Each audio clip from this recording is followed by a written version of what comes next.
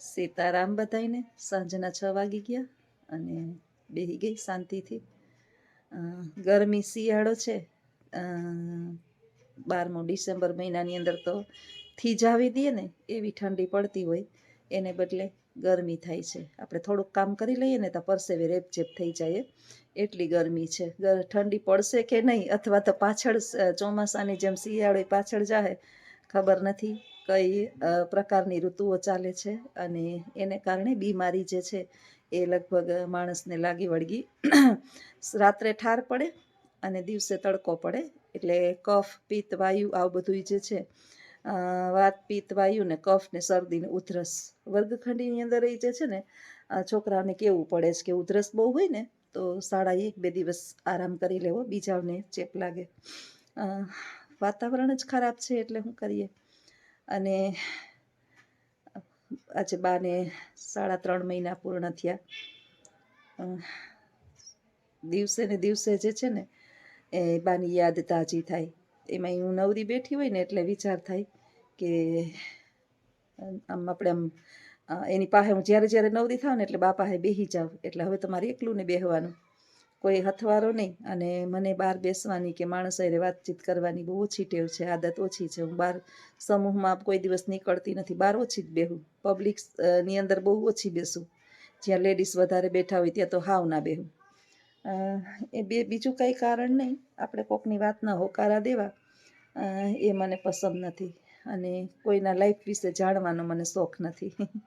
એટલે હું ના જાઉં. આપણે બહાર નીકળીએ ને એટલે બધી આપણને ખબર પડવા માંડે કે આમ છે તેમ છે, બધાની સાંભળવી પડે, ના છૂટકે. એટલે ઘરમાં બેઠા હોય અથવા તો ઘરની અંદર કંઈક ને કંઈક કામ કરે રાખીએ તો હાંજ પડી જાય. ત્યાં તો હાંજ થાય ને હાથ થાય ને ત્યાં તો અજીત આવી જાય. એટલે વળી પાછા એ ટીવી ચાલુ કરે ને કૂતરા વાયરે રમત કરતા હોય ને એવું બધું હાલે રાખે. કોઈ માણસની આપણા જીવનની અંદર કમી છે ને એ કોઈ દિવસ પૂરી ના થાય. તમે ગમે એ કરો ને તો એ માણસ, કોઈ પણ માણસ એના જે દિલથી એનું જોડાણ હોય. હું નાની હતી ને, 10મું જ ભણતી, એટલે 10 ને 5, 15, 16મું મને બેઠું હતું ને હું બા પાસે આવતી રહી.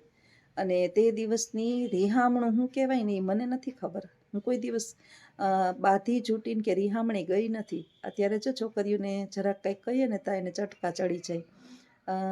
આટલો ઢહેડો હતો, નાની ઉંમર હતી, ભણતર ત્યારે મારા ભેરું હતું, નાના નાના છોકરા હતા. પણ બસ એક જીવનનું સમજી લીધું હતું કે આજ સત્ય છે અને આમાં જ જીવવાનું છે અને આજ મારો પરિવાર છે. મેં મારો પરિવાર કરી લીધો હતો. બાપુએ જે છે એ 2012ની અંદર, એટલે બાપુને 13 વર્ષ પૂર્ણ થયા. 27 જાન્યુઆરી આવે ને એટલે 14મું વર્ષ મારા સસરાને બેસે. અને બાને હમણાં 30 તારીખે 4 મહિના પૂરા થશે. સમયને જાતા વાર નથી લાગતી, પણ માણસ એના છાપ છોડી જાય છે. સાસુ અને વહુના સંબંધોની અંદર લગભગ પ્રેમાળતા ઓછી હોય, ક્યાંક ને ક્યાંક એની અંદર કચાશ આપને જોવા જ મળતી હોય. ખબર નહીં આ યુગો યુગાંતરથી ચાલ્યું આવે છે, પણ અમારો જે સાસુ વહુનો સંબંધ હતો ને એ ગયા જન્મનો મા દીકરીનો સંબંધ હશે. એ અધૂરો પૂર્ણ કરવા અમે આટલા વર્ષ ભેગા રહ્યા. 32 વર્ષ કોઈ 33મું બેઠું હતું મારે. 33મું વર્ષ મારે બેઠું હતું. 32.5 વર્ષ બે ભેગા રહ્યા અમે. હું આવી તે દિવસ ના, અને હું પિયર કોઈ દિવસ આટો દેવાય 1-2 દિવસ રોકાણી હોય તો ભલે, નાના છોકરા હતા ને હું આટો દેવાય નથી ગઈ. નાની નાની બાબતની અંદર જે છે ને આપણે શીખવાડે. હું વર્ગખંડની અંદર વાત કરતી હોય કે કપડાં ધોવા બેસું ને એટલે મને કપડાં બહુ ધોતા, આપણે હું 10મું ભણીને એટલું ભણ્યા હોય. સવારે 10 વાગ્યાના વહી ગયા હોય શાળાએથી, 6 વાગે આવીને ગામડામાં તો હું કાયમ કપડાં હોય નહીં. અને પહેલાં તો ક્યાં કાયમ કપડાં ધોતા ને નાતા ને ધોતા ને, નદીએ અઠવાડિયામાં માં એક વખત લઈ જાય ધમારે ને બધું ધોઈને કાઢે, આવું બધું હતું. એક ચૂલે રાંધતા આવડતું, શાક રોટલો ને રોટલી ને એવું બધું આવડતું, ખીચડી ને, બીજું કંઈ આવડતું નહીં. પણ બધું મને એક એક વસ્તુ શીખવતા કે આમ કરાય, આમ કરાય, આમ કરાય. ખીજાતા એ કહે ખરી ને પછી એને ચોખ્ખું ગમતું, એટલે હું મારું ના ગમે ને તો પછી પોતે એમ કહે જો આમ કરાય, પોતે કરતા. આ બધા શબ્દો, આ એનું વર્તન, માણસ વયું જાય ને પછી તો વધારે આપને યાદ આવે. ક્યારેક બહુ મારું લોહી પીતા ને ત્યારે મને એમ થતું કે ભગવાન, મને આમાંથી મુક્તિ કેદી મળશે. છેલ્લા 4 વર્ષથી મારે સતત સેવા બાની કરવી પડે છે. ક્યારેક મને વિચાર આવતો, પણ હવે જ્યારે બા વયા ગયા છે ને તો એની ખોટ બહુ મને વર્તાય છે કે જીવનની અંદર માણસને આપણે કહેતા હોય કે ક્યારે મને મુક્તિ મળશે, પણ જે માણસ જ્યારે વયું જાય ને ત્યારે એની કમી જે છે આપણા જીવનની અંદર કેટલી હતી ને એ આપણને ખબર પડે. બે જણા બેઠા હોય ને, હું ને અજીત, તો ટીવી એનું જળનું તો જે છે ને આખો દિવસ બહારની દુનિયામાં હોય. સવારે વહેલો 4 વાગે રિક્ષા 5 વાગે થાય એટલે એ રિક્ષા એ જે છે ને રિક્ષા તમને આમ તો હું કોઈ દિવસ બહુ વધારે કહેતી નથી, રિક્ષા હાકે છે ને તો હું એને ઘણી વાર કહેતી હોય કે છોકરાઓ ના પાડે હવે, અને આપણે કંઈક ભગવાનની મહેરબાની છે ખાવા પીવાની અંદર એ કંઈ થાય તો ઢહેડો બહુ ન કરાય, અને કરવો હોય તો બહુ વહેલું વહેલું ઉઠી અને ન કરાય. તો એ કે મારા કૂતરા જે છે ને મારી રાહ જોઈને બેઠા હોય. આજે તમે સવારના વિડીયોની અંદર જોયું હશે કે સવારમાં આવીને કેવો રોતો હતો આવ્યા ભેગો, કે કેટલા કૂતરા ભૂખ્યા બિચાડે, કે ગમે એટલું ખાવાનું દઈએ ને માણસ કે કેવા મારે છે પણ ખાવાનું નથી નાખતા. એટલે મેં કીધું કે ઈશ્વરે આ સૃષ્ટિ એવી જ રચી છે, જ્યાં સજ્જન છે ત્યાં દુર્જનય છે. આપણે દુર્જન સામું નહીં જોવાનું, આપણાથી થાય એટલું પુણ્યનું કાર્ય કરવાનું. એમ તો ઘણાના મા બાપે હળેડ થાય છે, આપણે જોઈએ છીએ કે બિચારાથી કાંઈ થતું નથી છતાં એકલા બધું કરતા હોય છે. વૃદ્ધાશ્રમોના ઢગલા છે, મા બાપ ધ્રુસકે રોતા હોય. બે દીકરા છે, લાખ લાખ રૂપિયા પગાર છે, બહુ રાખતી નથી, દીકરા કહે છે ઘરે આવતા નહીં, દવા દારૂને પૈસા આપતા નથી, તમારા મોઢા નથી જોવા. અજીતને કહું કે આ જગત છે ને આવું છે, આખા જગતને જોઈએ રાખશું ને તો આપણે જીવી નહીં શકીએ, પણ ઈશ્વરે આપણને હું કામ કરવા મોકલા છે ને એ આપણે પૂરી ઈમાનદારીથી કરવું. એટલે મને કહે તો મને મારાથી થાય ને ત્યાં સુધી વહેલું ઉઠવાની, રિક્ષા હાંકવાની ના ન પાડતી. અને એ જેટલું પણ કંઈ કરે ને, મેં કોઈ દિવસ એમાં મને ઘણાય કહેતા હોય કે આટલું બધું દાન પુણ્ય ના કરવા દેતા હોય તો તમારું ભવિષ્યની અંદર શું થાય. જેને ઈશ્વરે આપવાની શક્તિ આપી હોય ને એને ઈશ્વર સંભાળી લે, એટલે એનું કાંઈ નહીં થાય. અમારે એક અમે રહીએ ને એ જ વિસ્તારની અંદર એક દાદા હતા, રામજી બાપા કરીને કડિયા હતા. હું પરણીને આવી ને ત્યારે હું એને જોતી કે ખાખી કલરનો ગોઠણ લગીનો ચડ્ડો પહેરતા, અને ક્યારેક બુસ્કોટ પહેરતા અને ક્યારેક ન પહેરતા. 2 ડબ્બા રાખ્યા હતા એની, અને લાકડી એમાં એ આખો દિવસ પાણી ભરે જ રાખે ને ગાયોની સેવા કરે જ રાખે. એના અંત સુધી એણે ગાયોની સેવા કરી. અને એક દિવસ અચાનક જ રાત્રે ખબર પડી કે બાપા દાદા જે છે એ ગુજરી ગયા. જે સેવા કરતું હોય ને એને ઈશ્વર એને કોઈની સેવા કરવાનો ઓલો ન આપે. હું ભગવાનને પ્રાર્થના કરું કે દીનાનાથ, સાચા હૃદયથી મેં મારા બાની જો સેવા સાચા હૃદયથી, નાટક નહીં, મેં નાટક કર્યું હોય તો હું ભોગવું સજા, પણ જો મેં સાચા હૃદયથી કરી હોય ને, ક્યારેક હા હું કહું જ છું, કહેતી બા નહીં કહેતી બા મને બહુ ખીચ ચડે ક્યારેક તમે આમ કરો ને ત્યારે, કારણ કે એનો મગજ કામ ન કરતો ને ત્યારે દિન રાત નીંદર ન થાય. એટલે કોઈ પણ માણસ એકલું ને એકલું બહુ થાકે. પૈસા દઈને કરાવી લેવું સહેલી વાત છે, પૈસા દઈ દેવા કે અમે દઈએ એ બધું કદાચ સહેલી વાત છે. આ તો 2 વર્ષ અજીત રિક્ષા ન હાંકી બપોર લગી, એટલે એનો ધંધો બંધ, અને રાત્રિને દિવસે જાગવાના વારા. અને પછી ક્યારેક મારો મગજ ગરમ થઈ જાય ને એટલે હું રાયડું નાખતી, ક્યારેક રાયડું આપણે નાખવી પડે, બાળક બુદ્ધિ થઈ ગયું હોય વૃદ્ધો જે છે તો વાલ મને કરવા માંડતા. કેવા વાલ કરવા માંડે, નવડાવીએ ધોવડાવીએ એટલે એવા સરસ આપણને વાલ કરવા માંડે. અને આ બધી યાદ આપણને તાજી થાય. એટલે હું તો ઈશ્વરને પ્રાર્થના કરું કે પ્રભુ સાચા હૃદયથી મેં જો સેવા કરી હોય ને બાની, ભલે જેટલા સમય પણ મારે કરવી પડી હોય, તો મારા શરીરને કોઈનો હાથ ન અડવો જોઈએ. મારા જીવનના છેલ્લા શ્વાસ સુધી મારી હાથે હું બધું મારું કાર્ય પૂર્ણ કરી લઉં. નાટક કરવું, દુનિયાને દેખાડવું અને ઢોંગ કરવો અને મર્યા પછી ઢંઢેરો પીટવો અને એની પાછળ બધું કરવું, એનો કોઈ જ અર્થ નથી. મર્યા પછી ક્યાં જોવાનું છે કે કોણ શું કર્યું. એણે જીવતા જે ડંખ એને લાગ્યા હોય ને, આપણા મા બાપને આપણા જીવતા અમુક પ્રકારના ડંખ લાગે, એ ડંખ એના હૃદયની અંદર કકડાવે એને, અને એની બધું આપણને જીવનભર નડે. એટલે જીવતા કરી લેવું. બાની આંખમાંથી નીકળેલું એક આંસુ જે છે ને એ આપણને બરબાદ કરી દેવા માટે સક્ષમ છે.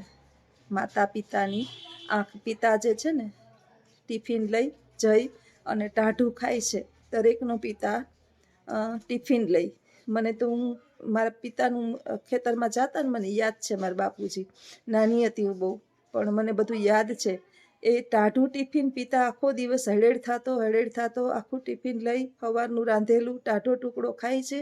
એટલે આપણા છોકરાઓ જે છે ને એને ગરમ મળે છે. ને મા જે છે ને તનતોડ મહેનત કરે, પોતાના શરીરને બગાડી અને બાળકનો ઉછેર કરે. શરીરને કાપવું પડે ક્યારેક તો.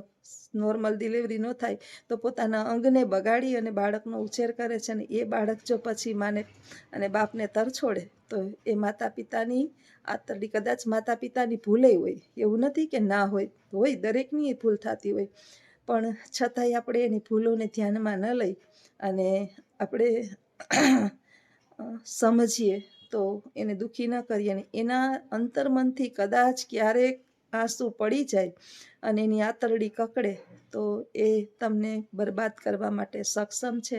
અને પછી તમે રાજસુ યજ્ઞ કરો, અશ્વમેઘ યજ્ઞ કરો, શાંતિ હવન કરો, જ્યોતિષીઓ પાસે જાઓ, ભૂવા ભરાડા પાસે જાઓ, કે ઘરની અંદર અખંડ ધૂન બેહાડો, એમાં કાંઈ એક તલ જેટલું પરિણામ આવે નહીં. આપણા દરેક કાર્ય જે છે, આપણે જે પણ જેને આપ્યું છે ને એ પાછું આપને મળશે, અને એટલે એ બધાને એ જ આપવું કે પાછું આપણે એ બાબતને સહન કરી શકીએ, બીજું કંઈ ન આપવું.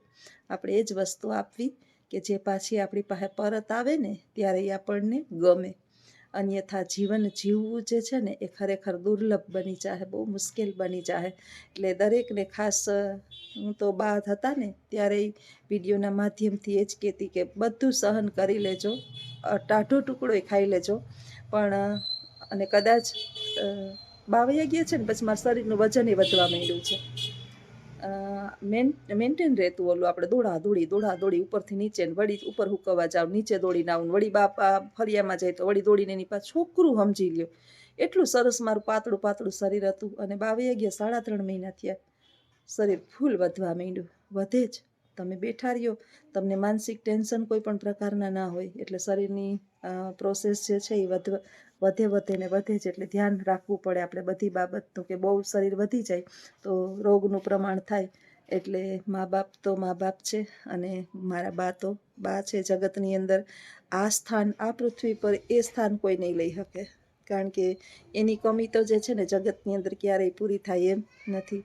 તો આજે અચાનક જ છે ને બેઠી ને તો બાન બાપુને ફોટાને જોતી હતી. બાપુને ઘણા વર્ષ થઈ ગયા ને, બાપુય મને એટલા યાદ આવતા હતા, પણ ત્યારે વિડીયો, બાપુ ગુજરી ગયા ને ત્યારે તો હું બીમાર થઈ ગઈ હતી. મારું હિમોગ્લોબિન ત્યારથી ઉડવાનું શરૂ થયું હતું. અમારા બાપ દીકરીને એવું પડતું, શેટી માથે બેહી બાપુ ને હું બે, અને નાસ્તો કરીએ, ચા ઘડીએ પીએ, પછી ઓટલે બેહીએ, વાતો કરીએ, બાપ દીકરી જેવું. અને બાને પછી મારે એવું જ પડતું. કોઈ દિવસ અમારે એ બાબતની અંદર ભગવાનની મહેરબાની હતી કે જે ઘરની અંદર હું આવી હતી ને ત્યાં મને સાસુ સસરા નહોતા મળ્યા, મા બાપ મળ્યા હતા. ભગવાન કરે બધાય દીકરીઓને મા બાપ મળે, અને પછી આપણે એને મા બાપ તરીકે સ્વીકારવા પડે. આપો ને એ મળે, તમે જે, હું એ જ કહું છું કે તમે જેને આપો ને એ મળે. એટલે આપણે ન આપીએ તો સામે અપેક્ષા રાખીએ કે આપણને મળશે, તો એ ન મળે.